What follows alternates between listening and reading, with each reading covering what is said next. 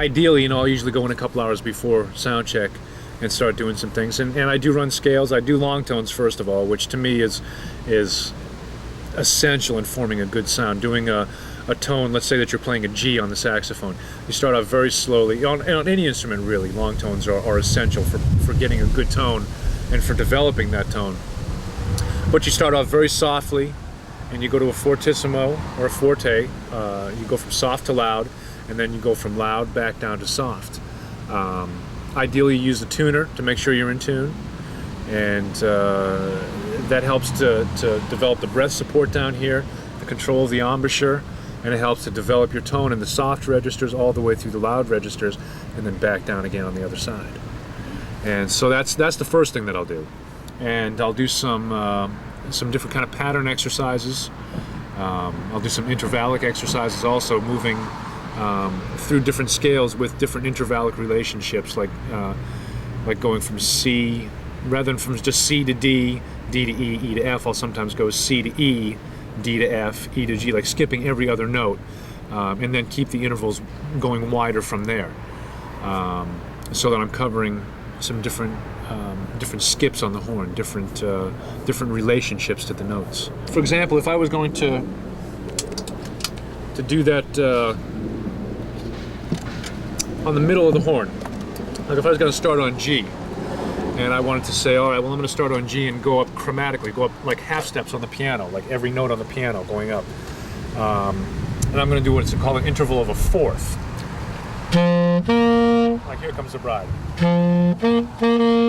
Okay, so that's the interval, and I'm going to take that up chromatically.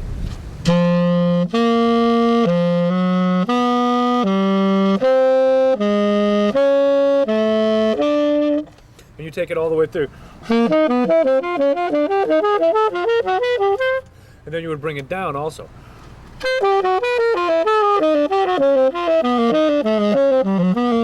And so you have different patterns that develop that way. I can go up just chromatically like I did on the way up, or come down going ba ba da ba da ba da ba da ba, almost like a ladder. And so there's obviously thousands and thousands of patterns that are out there that you can do. In addition to the long tones and those, I'll work off the overtones of the horn, just trying to line everything up and getting it in tune. Any note has its own overtones. It's called an overtone series, and that happens in every note. But for example, when I play a low B flat, the lowest note on the horn, there's other notes that are in there.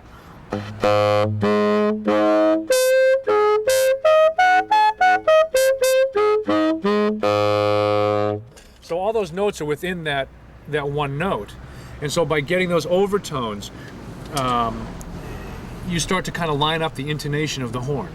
Like for example, if I'm going from the low note,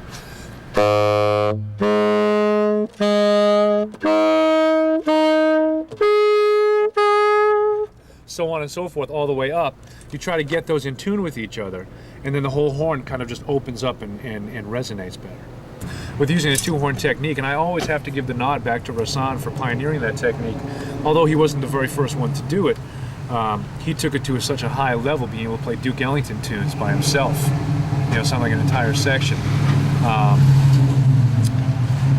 But to me, I'm trying to find different harmonies. I love the sound of the way the horns sound together. It's a huge sound. So I'm just trying to work out different harmonies, like some simple harmonies with it. Rhythmic ideas also. The way the horns line up is if I play the same note on both horns, it's a fifth away. So it gives this very powerful, almost McCoy Tyner-ish kind of sound, like McCoy would play his left hand, like in a fifth and be playing fourths up on the top. There's a very strong sound with the Coltrane group. And so it's kind of that as well. It's a very, very powerful sound. Normally, when you play saxophone, teeth go on the top of the mouthpiece, like so. You create the seal, and it sound that way. But when I do the two horn, I found that the technique that I use is I roll the top lip underneath, like this. So it's called double lip embouchure, and that creates a seal around them, and also creates a seal in between them, so the air is not leaking out between the two horns. And the sound, you just have to make sure the horns are lined up with each other, and then like for example, I'll play the same notes on each horn.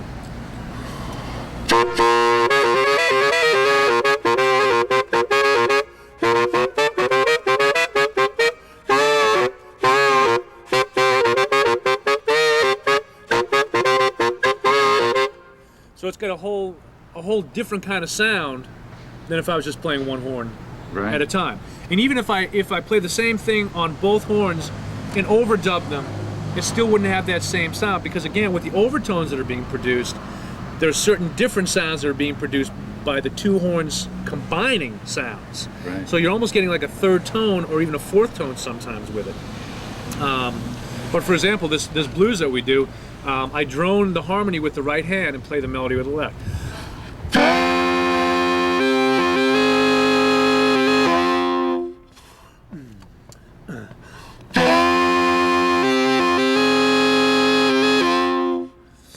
Almost like a dirge.